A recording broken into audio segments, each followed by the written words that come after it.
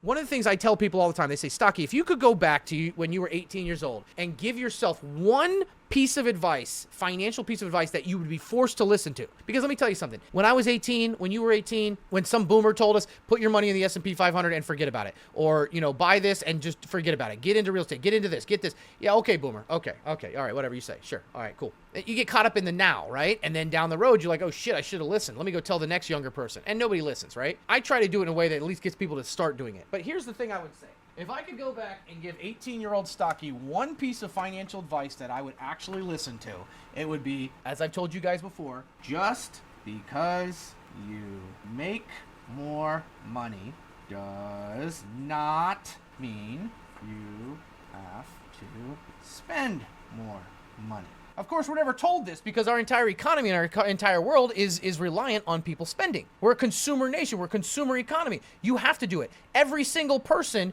who gives you advice about what to do with your money or your investments or what to buy and spend is making money off of you. So of course they're not going to tell you all this stuff. It's like when I tell people that renting is better than buying for short terms in this type of market. For the past 2 years, everybody called me a fucking crazy asshole for that. And guess what? Those people look stupid because all the people who decided to rent instead of buy saved $70,000, $80,000 in money at interest and now came around and bought the house at the same price they would have, but for an $80,000 down payment. And instead of, they could have gained $5,000 in equity on the home and lost 80 grand in interest in non-returnable capital. But instead, they have now $80,000 to put down on the house. So instead of 5,000 equity, they have 80,000. Plus, they don't have to pay PMI. Plus, their interest that they're going to pay is significantly lower. So, but nobody wants to tell you that because everyone makes money off you when you buy a house. Everybody who's advertising, talking to you, the bank, the lender, the fucking home builder, the real estate agent, the inspector, the fucking everybody. No, everybody wants you to buy a house because they're not going to tell you not to because in a short period of time because there's no money in telling you to do that. Just because you make more money does not mean you have to spend more money.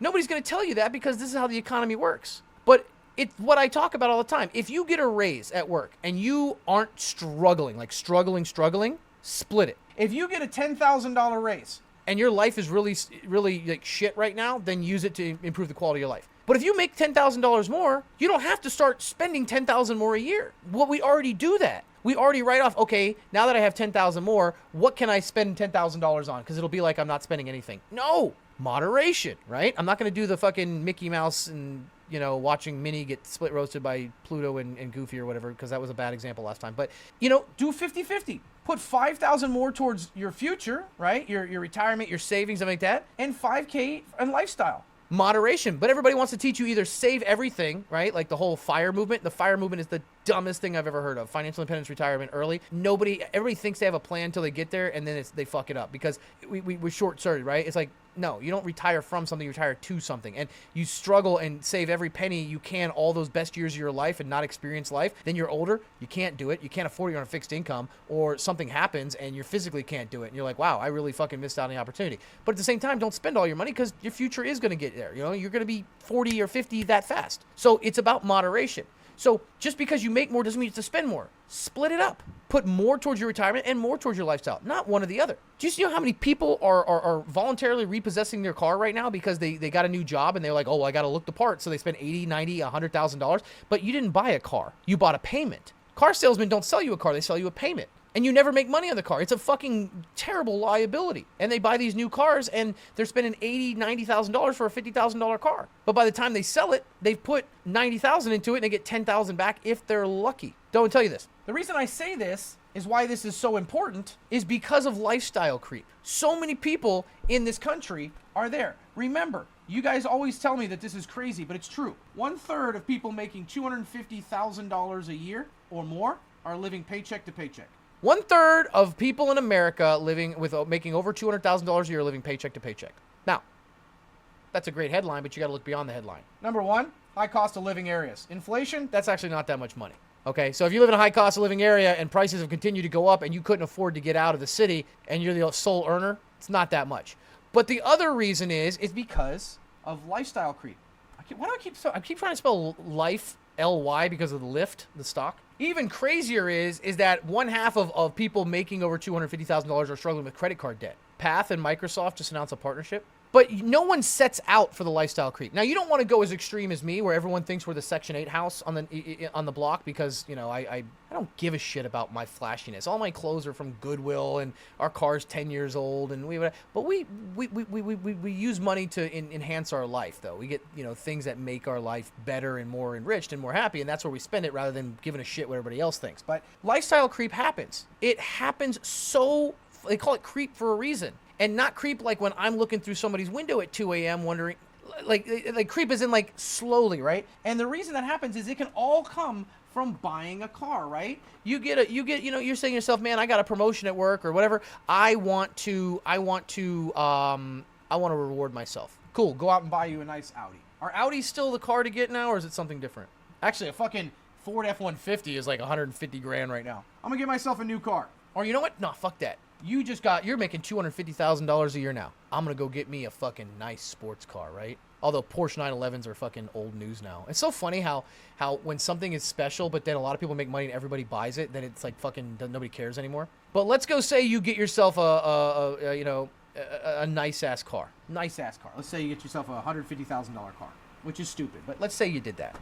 Well, now you got a problem. You can't park that outside your shitty house, right? You can't park it outside your shitty house. It's dangerous. But also, you can't drive it everywhere. Why? Because insurance is high and you don't want to ding it, you know, get in an accident and stuff like that. So you have to have a secondary car. So you got to get a second car. But it can't be a shitty car, because everybody who sees your nice car and knows you have this really nice car sees you driving around town in a really shitty car. They're going to think, did he lose all his money? Did he lose the car? You know, can't have that. You got to get a decent car. Got to get a nice car. It's another 50, 60,000 right there. And you're financing this. Well, you can't leave those outside your house because it's dangerous. It could get destroyed. Somebody could try to rob you, do it like that. So you got to get a bigger house. So you get the bigger house with a bigger garage, and now you put your nice cars in there. But now you got a nicer house. You got to have nicer furniture, right? You can't have a nice house with a shitty furniture inside. So now you go out, buy new furniture, new plates, new interior, stuff like that. Got to get a nice lawn. Got to take care of the lawn. Got to put more water. The bigger house has more electricity. Well, now when you go out, you're showing this lifestyle of having a nice house and nice cars. You got to have nice clothes. Got to look the part. So now that costs more money. Well, your kids got to go to nice schools. You got to go to nice events. You're in the yacht club, or you're with other neighbors, stuff like that. They're going to take a couple's trip somewhere. Got to go with them. Next thing you know, you're living so far in fucking debt because you didn't realize that one purchase and the idea behind it led you to this. Now, of course, this is a little bit extreme of an example because I'm talking about but these things happen at a lower scale.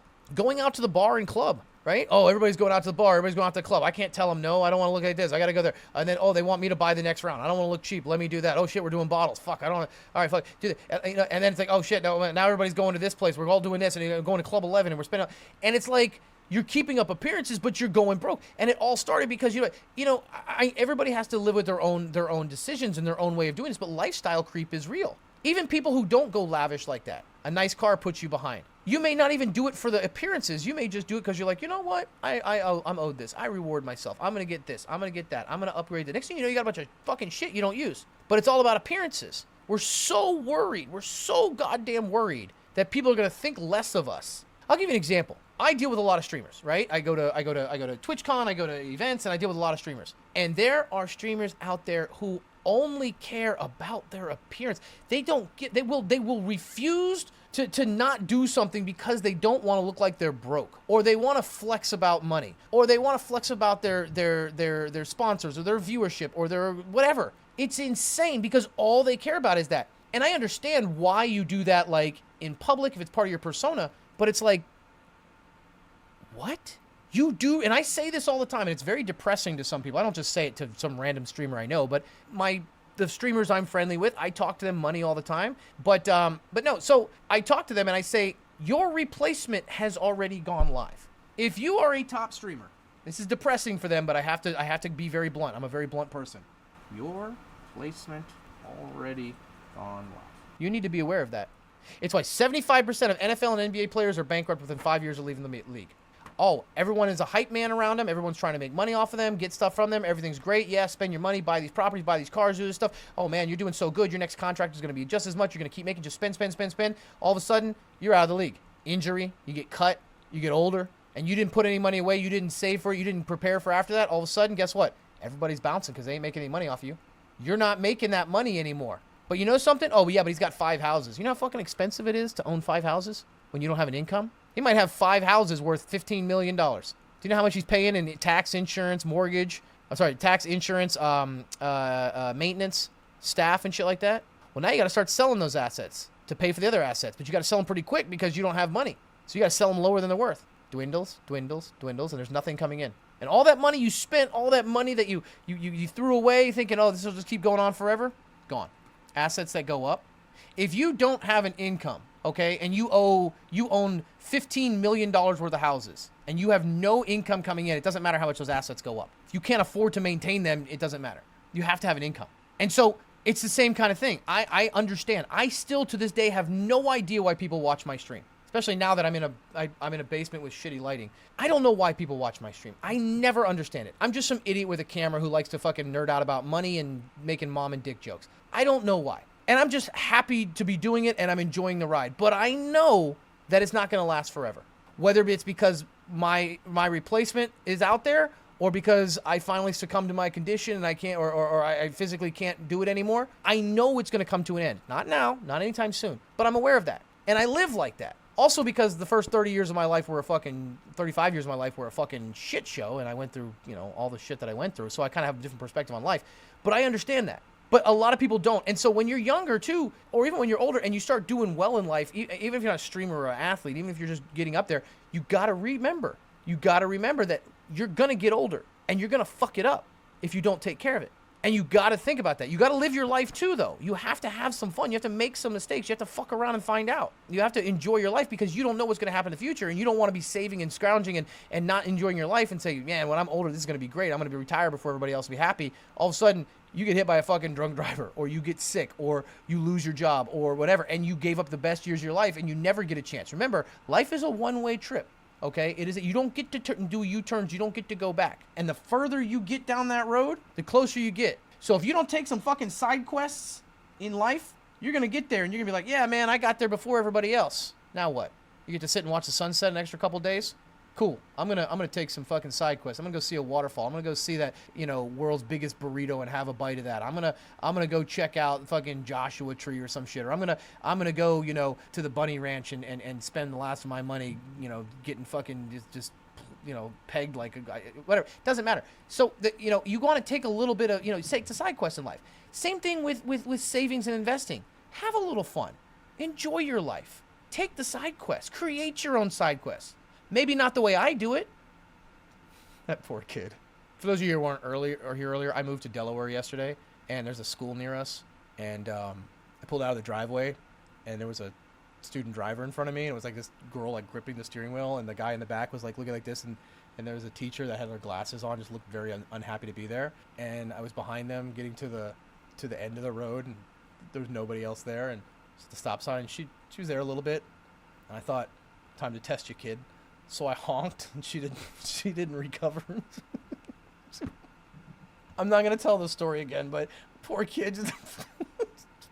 I did a public service, though, because listen, if she didn't get tested on a simple honk, what if she did good on the closed little loop, gets a license, goes out there, drives, somebody actually honks her at a stop sign, she's not prepared, she goes out there, T-bones, or he gets a T-bone of a fucking minivan and takes out a whole family. I tested her. Okay, I just didn't know that it was gonna affect her that much. Okay, I just didn't realize. It was just I was trying not to laugh because and it wasn't like I honked for no reason. Like she was there for a little bit. Like I could have been like, all right, give her some time, she'll figure this out. But I was like, all right, time to see what you learn, kid. And it was just I wasn't bullying anyone. But yeah, so same thing with your finances. Lifestyle creep is insane. And it happens, and we don't realize it. And I'm never one to blame somebody and say, oh, you're in a bad financial situation solely because you are, whatever. Here's the thing. There's two things can be true.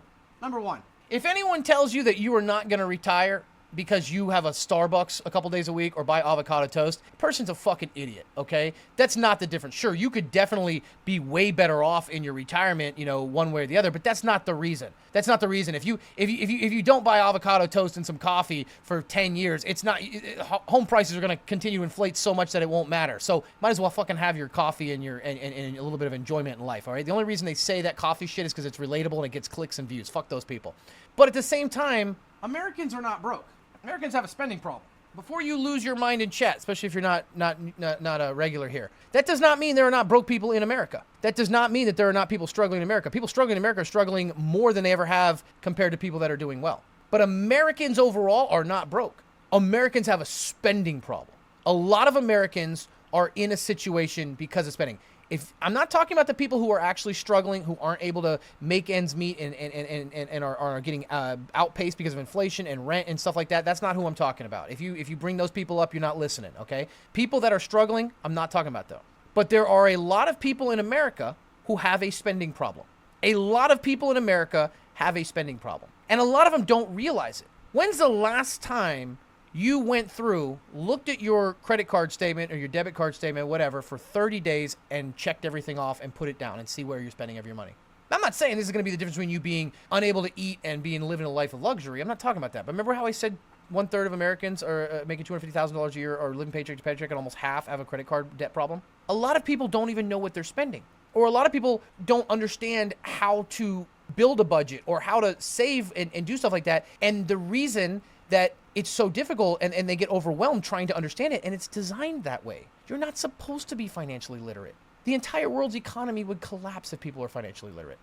You're supposed to not know this stuff so other people can make money off of you. You don't understand that you could be self-directing your own retirement in a Vanguard total S&P ETF at 0.03% management fee. No. You put it with some fucking broker or some hedge fund or some firm that charges you 1.5% yearly management fee, and you don't realize until you're retired that it is, and then now minus 35% of your money, you don't get to retire. Where'd all my money go? Oh, that's for management fees. Wait, 30, what? Yeah, 35% of your money. So instead of leaving with $2 million when you're retiring, you're sitting there with, 1.4 million, 1.3 million. Yeah, but I was planning on, that's the way, because they throw words at you like expense ratio, assets under management, 2 and 20. They throw these things out here, they throw those out there because, and as long as you don't understand this stuff, you're going to give your money to somebody who sounds like they know what they're doing, and they're going to take all your money. No one makes more money off of other people than finance. I have left millions of dollars on the table because I've refused to take advantage of the situation I have, the trust I've built and the stuff I've done.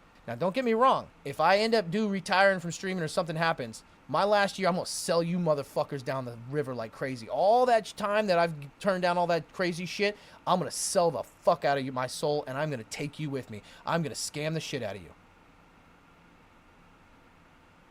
Be ready. But jokes aside, no one is more profitable than people who take advantage of other people's financial ignorance. Do you know how many of these fucking stock traders that sell courses and discords and all this other shit are making millions of scamming people? They're not real, guys. They're all lying to you. But it doesn't matter, because remember what I said. If you want to get rich, lie to people who want to be lied to. If you want to make a living, tell the truth to people who want to hear the truth. And if you want to go broke, tell the truth to people who want to be lied to. People want to be lied to. It gives them a fairy tale. Also, people who are financially struggling are more susceptible to what they think is a hand to help pull them up and to help them. You're getting scammed. Knowledge is what you need, but it's so complicated. It's intentionally made to be intimidating and dry and boring and difficult, because then you just let somebody else deal with it, or you just do whatever. It's insane. And so education in this stuff is done. That's why I try to make it fun and entertaining and engaging, because it's important. It's so important. And for some reason, I have a way of explaining it where people can understand it, and you guys are hilarious, and I make a decent living doing it. So fuck it, let's go. You know what I mean? That's just how I do it.